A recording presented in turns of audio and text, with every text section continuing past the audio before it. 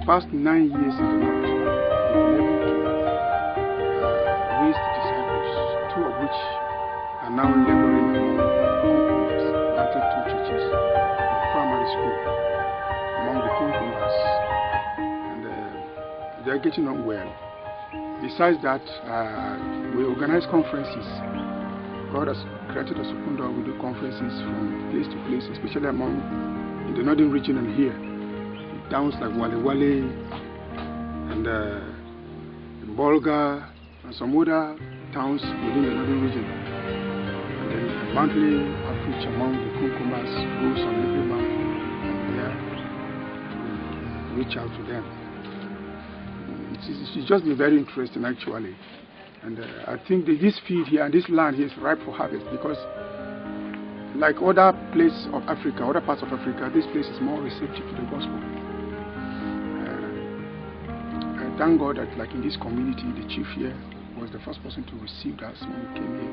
We stayed with him for nearly 2 years in the palace, reaching out there. And that was where I raised the first disciples before they now offered me a piece of land here to commence the church building which is in progress, and also to stay, to be the pastoral and to stay. So it's been quite very, very interesting. The idea about God is another challenging thing altogether.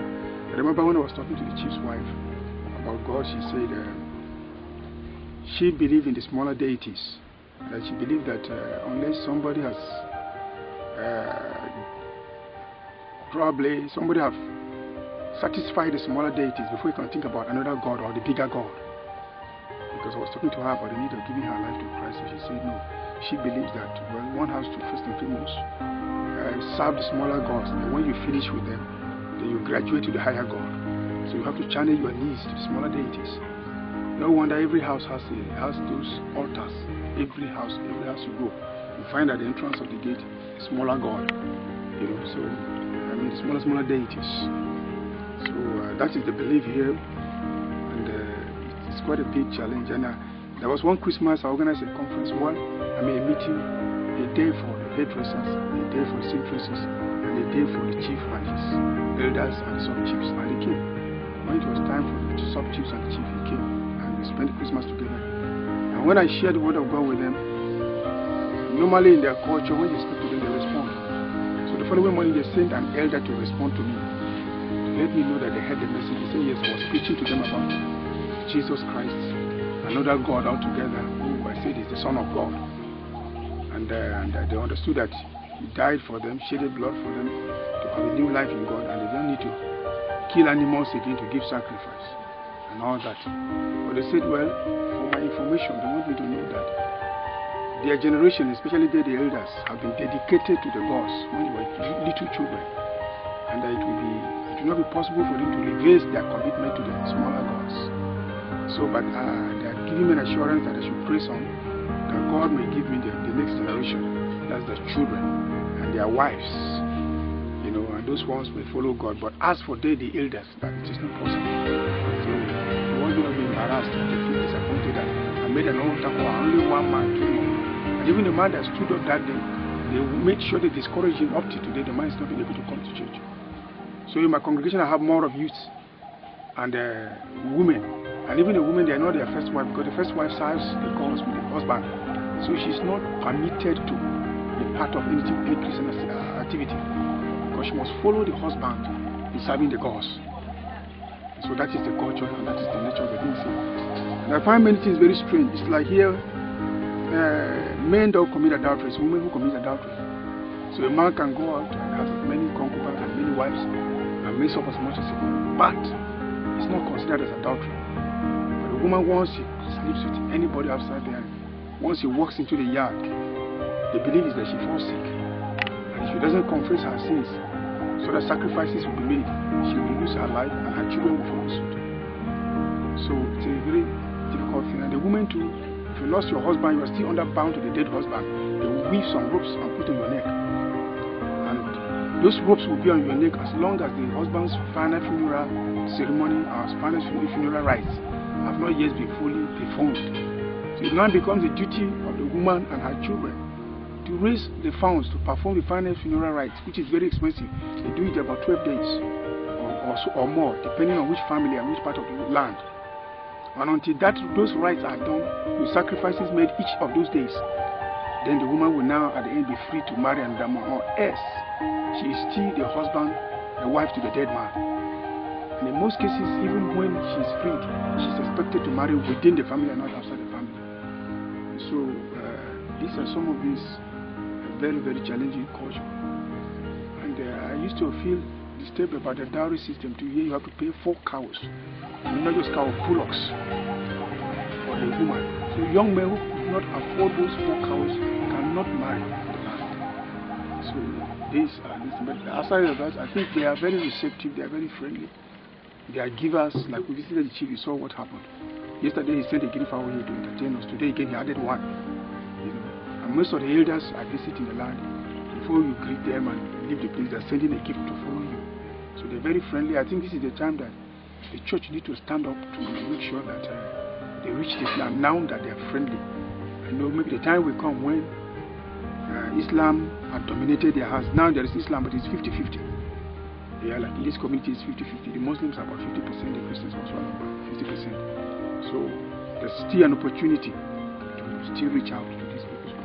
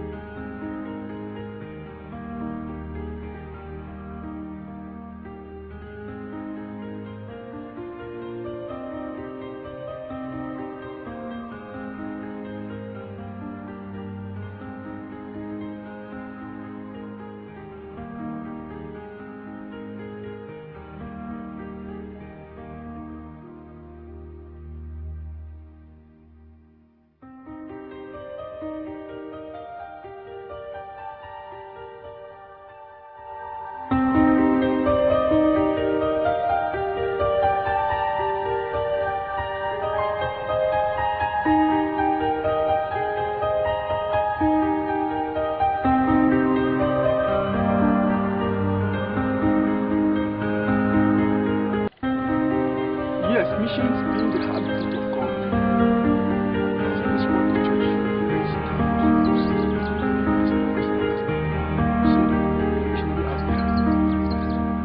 You may not be able to meet all the needs, but there are some basic issues like rent, you may not be able to meet but I know the basic things. And some of these things like as to how we are going to do some of these small things. But above that, I want to also let people answering the call or who want to answer the call know that God never forsakes. Wherever you find the place, in fact, it's not the location that matters. It is what you're doing that matters. You can see the distance I am from the town here. And yet God sends people from different parts of the world to reach out to me and to meet my needs when there are challenges like that. And I would not want anybody to scare away from answering the missionary call because God is always with us. Jesus said, go to the nations and preach, and lo, I will be with you always. And he gives his command.